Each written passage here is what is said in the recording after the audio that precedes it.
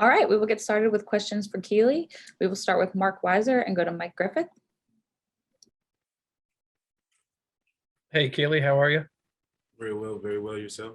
Good, thank you. Tell me just about, the first two games for you. A couple obviously tough pass interference calls the first game, and then this last game bouncing back with a big interception, and kind of your mindset as you get this, all this big experience now.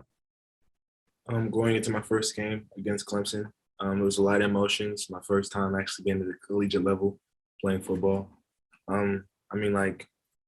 Just being able to rely on my teammates and also my coaches, and seeing the support of my family. It was a lot of emotions out there. I felt pretty well.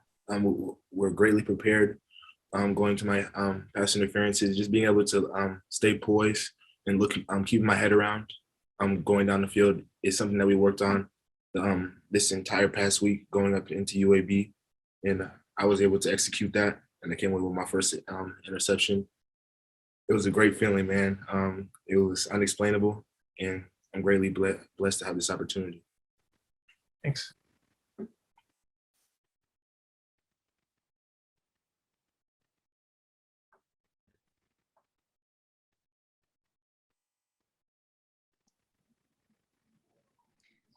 Okay, we will go to Chip Towers and then Anthony Dasher. Yeah, Kelee, we all know a little bit about your mom's story. She got a lot of airtime on Saturday, and I just wondered, I guess there was probably nobody on planet Earth more thrilled about that interception than her. Can you just, update us a little bit on her situation? Obviously, your relationship with her and anything you might have heard from her afterward about that interception in particular. Seeing from the picture, you could see all the emotions that she had about seeing her kid go out there and have his first interception at UGA, especially it being at Sanford was a huge accomplishment as well. Last year, I wasn't able to play, so my mom see me go throughout that process and struggling mentally, just trying to stay locked in and engaged, and just looking forward to the next opportunity, honestly. So just continuing to be prepared. And my mom, I'm sure as soon as I made that play, she just thought about all the things that I had gone through, and I was able to seize the moment. She was really proud. Hey, Kelee, good to see you. I want to ask you about Brock Bowers just a second. And obviously, there was a lot of buzz about him back in spring and even going into the summer. I was wondering, though, was there like a moment for you during practice or a scrimmage when maybe he did something that kind of had the wow factor to you, kind of convinced you, hey, this guy may be something a little extra special? Yes, sir. Most definitely. Brock Bowers is a great player. I was actually able to guard him myself a good amount of times. Just how he's able to use his body against anybody that's guarding him, whether it's linebackers or safeties. He's able to get open, even against corners himself. So just being really agile and how fast he is with great strong hands and a wide catch radius is a big thing to his advantage.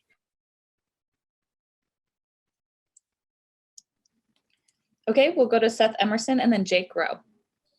I'm good, thanks. Okay, Jake. Kelee, when you guys are coming together as a secondary in the preseason, obviously you're Darian Kendrick is new to the team. Jalen Kimber's fighting for a job. You're fighting for a job. Amir's fighting for a job.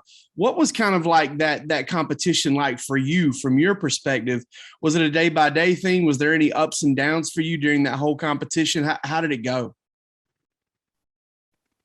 Everybody in the defensive back secondary is greatly talented. Everybody's able to do something in a great way. That's obviously the reason why each and every single one of us are at the University of Georgia. So just being able to help each other, learn plays, and just be able to help each other with our abilities, and just continue to tell each other how we could play a situation better. Then I feel like just being able to lean on each other was a huge thing that was definitely able to bring each other up to any occasion, whether it's practice, training camp, or even in the games as well. Okay, we'll go to Drew Hubbard and then Palmer Tomes.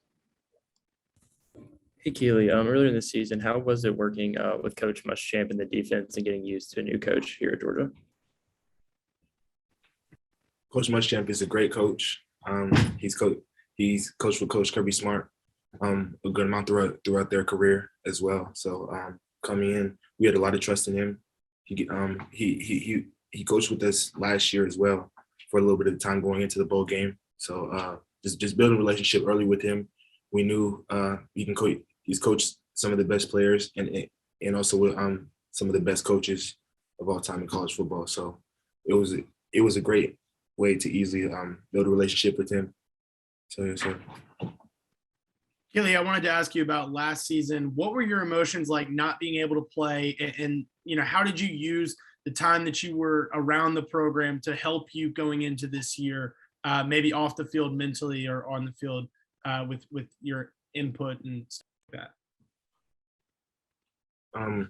Selfishly, it was pretty hard, honestly, just being told that I was going to be able to come to the University of Georgia and help right away, honestly. But that setback, I feel like that was something I needed mentally to be able to give me something hard in my life that I could go through and know that if I'm able to go through this and keep myself up day in and day out and stay engaged scheme-wise with the coaches and also my players, I feel like seeing my teammates every single day work hard and just looking forward to really being a part of that really helped me stay up and stay on the right foot every single day. Okay, we'll go to Connor Riley and then Roddy Nabolsi. Hey, Kelee, I wanted to ask you about Channing Tindall. What is he sort of like on the practice field? And in talking with him, it seems like he has really great energy. Is that apparent to you guys when you see him out there on the field? Yes, sir, most definitely. Channing Tindall, he's one of those players you feed off his energy. You look at him and you already know he's ready to go. He just gives you that look and it's like, man, I'm here. I got you if you got me. And that's definitely something that you definitely need around your team for sure. And just the way he flies to the ball and stuff like that, it's like, if you're not playing to his standard or above that, then what are you doing, honestly?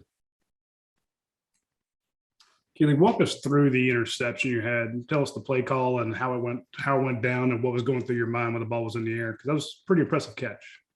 Thank you. We were in a 3D scheme.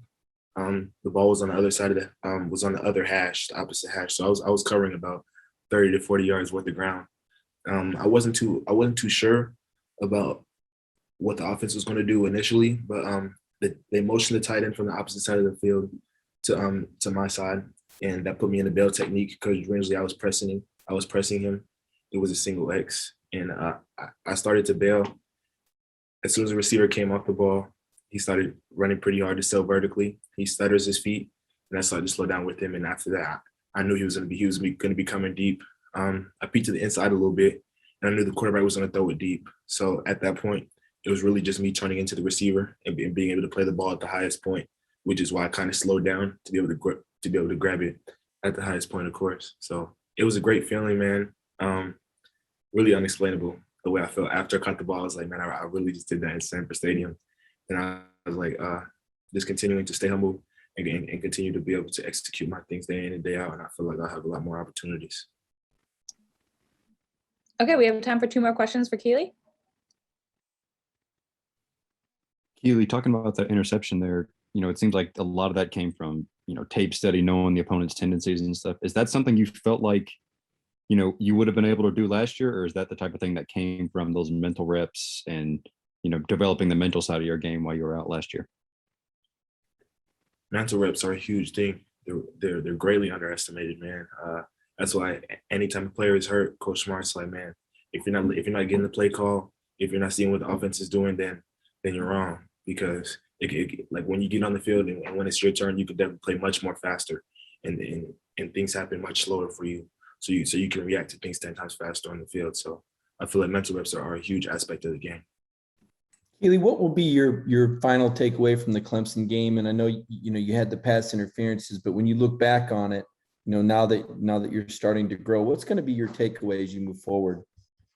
As you were saying about the pass interference, just being able to believe in myself. I feel like after those happened, I was like, man, I just need to be able to rely on my training more.